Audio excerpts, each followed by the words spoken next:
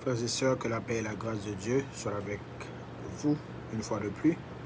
Et dans la même série, présentation, exhortation, conversation que nous avons fait sur la fin des temps, l'eschatologie, nous faisons déjà nous t'arrêtons partager avec vous, faire des clarifications sur des termes clés en ce qui a trait à l'enlèvement, à la tribulation. Première clarification que nous avons fait, c'est sur des termes comme premill ou pre-trib. Premillénaris, il y a pile monde qui pensait que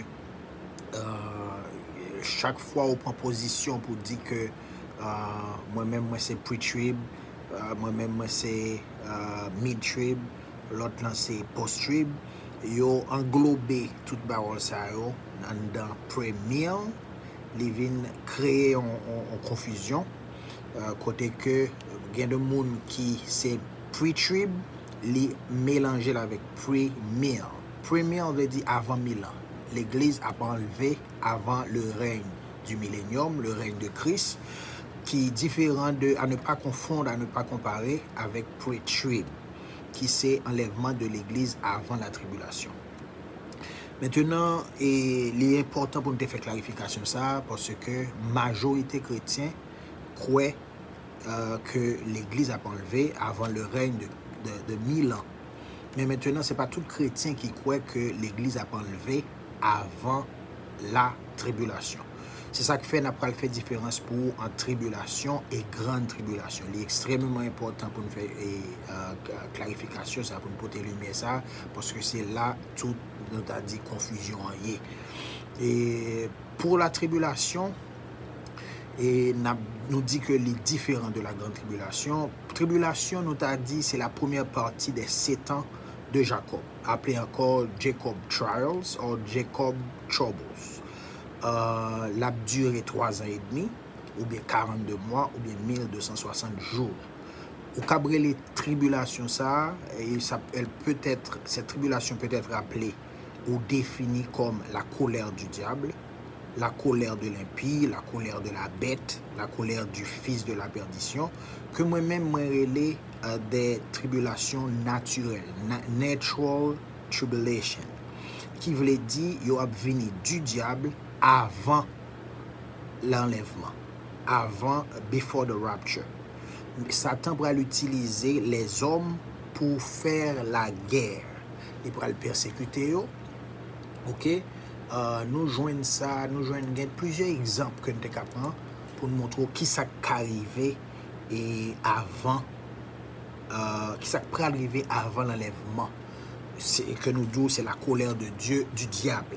La colère du diable, les événements qui vont arriver pendant la colère du diable, avant l'enlèvement de l'église, nous avons dit, quand Jésus dit dans Matthieu 24, on vous livrera au tourment, on vous fera mourir, vous serez haïs de toutes les nations, plusieurs succomberont, plusieurs se trahiront, la charité se refroidira, l'abomination de la désolation. Ça, c'est des événements qui a venu de la part du diable contre les croyants, contre ceux-là qui mettent la foi en Jésus-Christ, contrairement à la colère de Dieu. La colère de Dieu que nous jouons dans la Révélation Apocalypse 16, lui-même, sera contre les non-croyants. Différence entre la colère de Dieu et la colère du diable. La colère du diable se manifestera dans la première partie et des 3 ans et dans la première partie des 7 ans de Jacob, tandis que la colère de Dieu sera la grande tribulation ou cabrelé encore le jour de l'Éternel. Maintenant, nous disons que la tribulation, la colère du diable, la colère de l'impie, et que nous tarrelons nous-mêmes, nous natural tribulation, il a fait avant l'enlèvement. Maintenant, et tandis que la grande tribulation, qui c'est deuxième tranche, Jacob Trials, l'a faite après l'enlèvement, after the rapture. Dans Matthieu 24, le verset 29, il est important pour nous lire ça. Il dit, aussitôt après ces jours de détresse, le soleil s'obscurcira, La lune ne donnera plus sa lumière, les étoiles tomberont du ciel, les puissances des cieux seront ébranlées. OK? So, alors on verra le Fils de l'homme paraîtra dans le ciel, et toutes les tribus de la terre se lamenteront, and so on. So, à partir de Matthieu 24, la grande tribulation commencée. Matthieu 24, verset 29.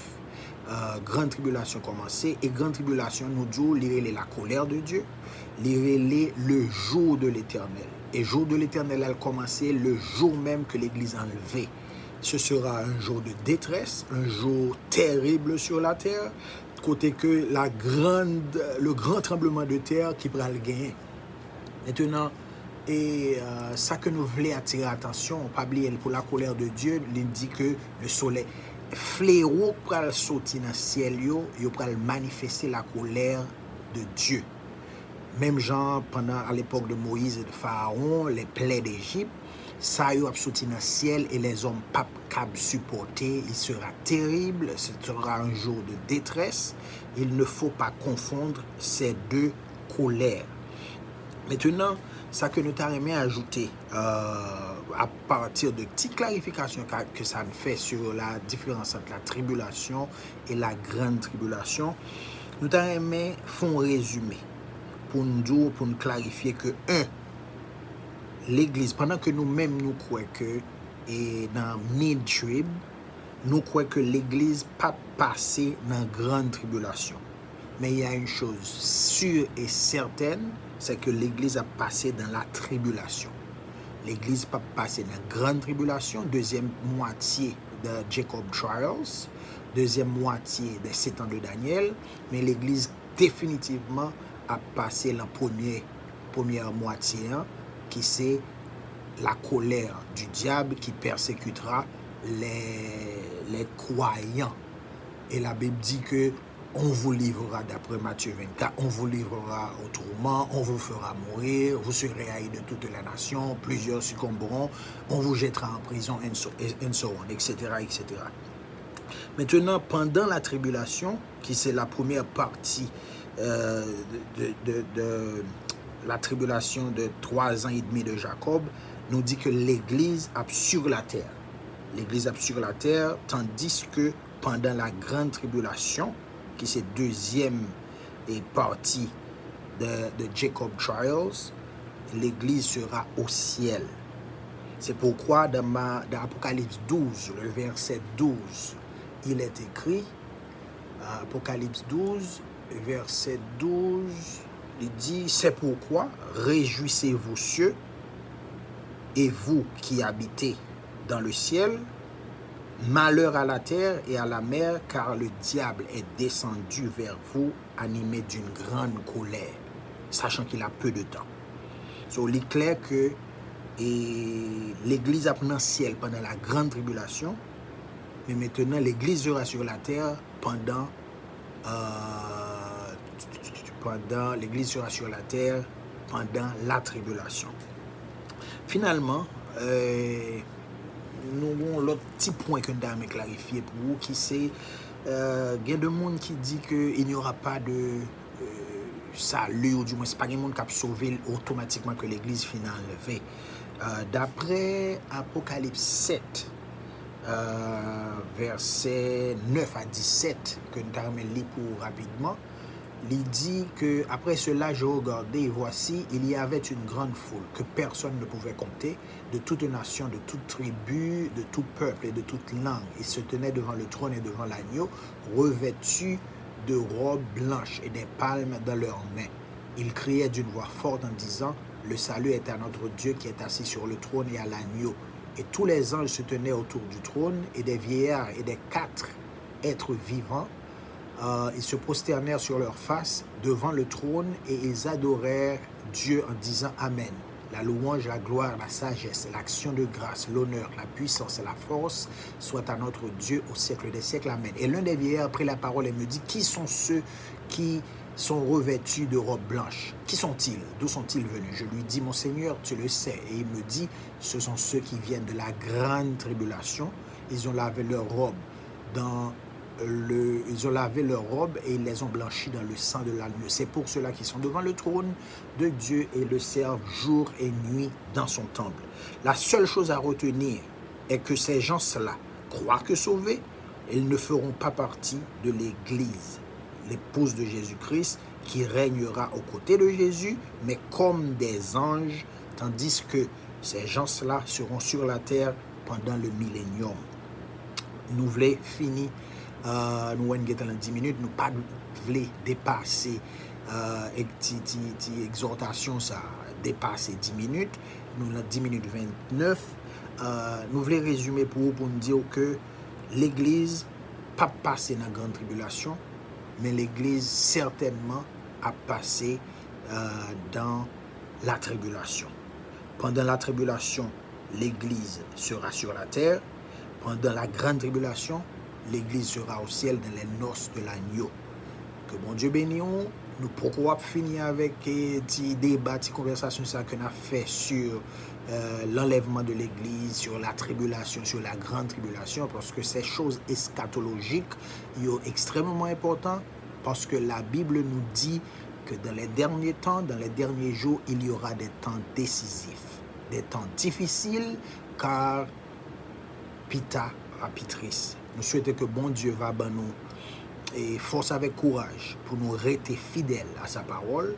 Nous souhaitons que bon Dieu va ben nous force à courage pour nous rester fidèles à lui-même.